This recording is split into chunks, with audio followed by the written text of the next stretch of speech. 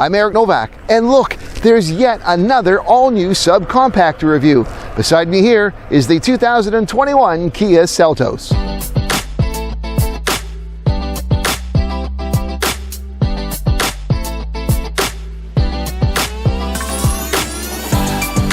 And just when you thought the subcompact crossover category couldn't get any more crowded, Kia comes and introduces this 2021 Seltos. I mean, think about this category right now. It is almost overcrowded. You've got vehicles like the Honda HR-V, the Nissan Kicks, the Ford EcoSport, the Mazda CX-30, the Chevy Trailblazer. Hyundai's even got a couple of entrants with the Venue and the Kona.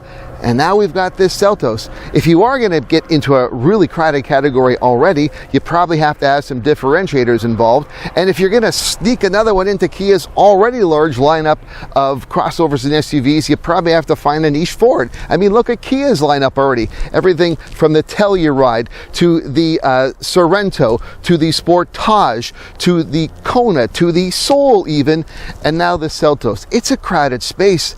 So let's try and figure it all out and make sense of it all.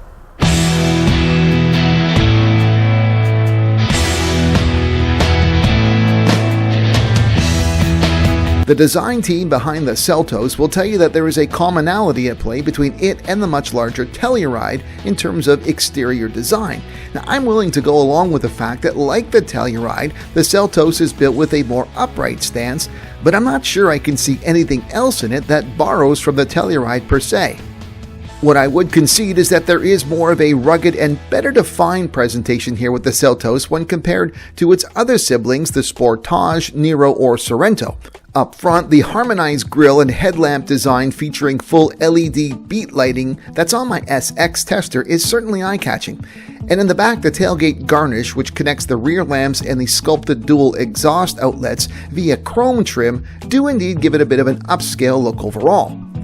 The interior of the Seltos has many elements that are consistent with Kia design, so there isn't much that's revolutionary inside. Now, that's not a bad thing, of course, as Kia typically does a good job with efficient, ergonomic, and generally well laid out interior designs.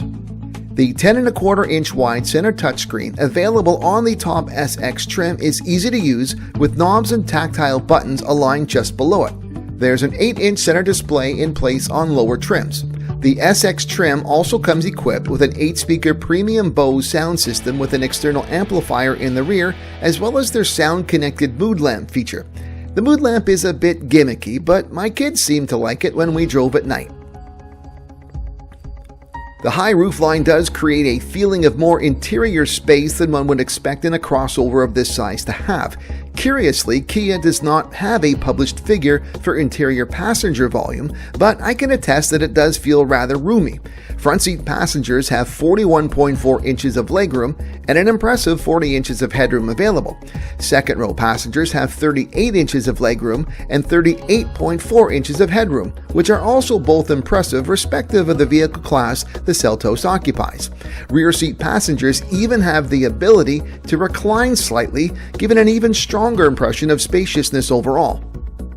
There's 26.6 cubic feet of cargo space behind the second row inside the Seltos, which made it pretty easy for me to fit my weekly 3 bins of groceries inside.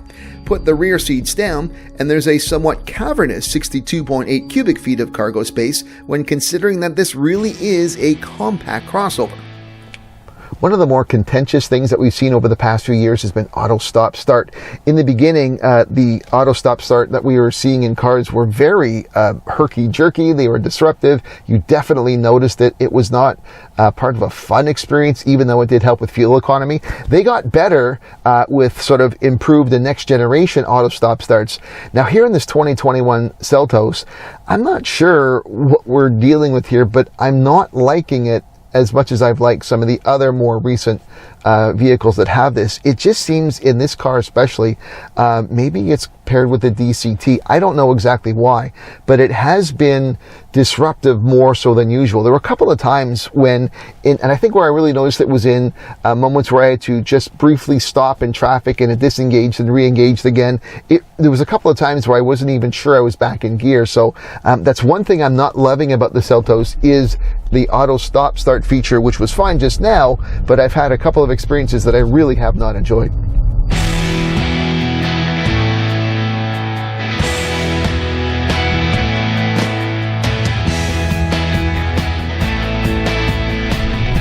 Under the hood of the 2021 Seltos are two engine options. Most trim levels will be powered by a 2-liter 4-cylinder engine that puts out 146 horsepower and 132 pound-feet of torque, and it is paired to an IVT transmission, whereas this SXT trim level that I am driving is powered by a 1.6-liter turbo, which puts out 175 horsepower and a 195 pound-feet of torque, and it is paired to a dual clutch transmission. With respect to fuel economy, the 2-liter engine has a combined fuel economy rating of 8.1 liters per 100 kilometers, which works out to 29 US miles per gallon. For this 1.6-liter turbo, however, the combined fuel economy rating is 8.7 liters per 100 kilometers, which works out to 27 US mpg.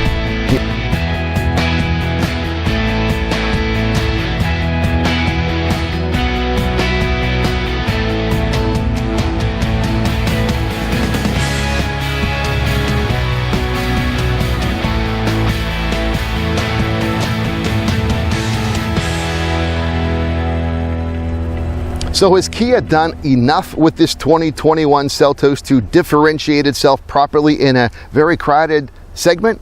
Well, I like what they've done with this. I think overall it's a pretty attractive package. Lots of interior room, certainly enough options and upgrades to target quite properly. I believe this is really going for that younger urban set.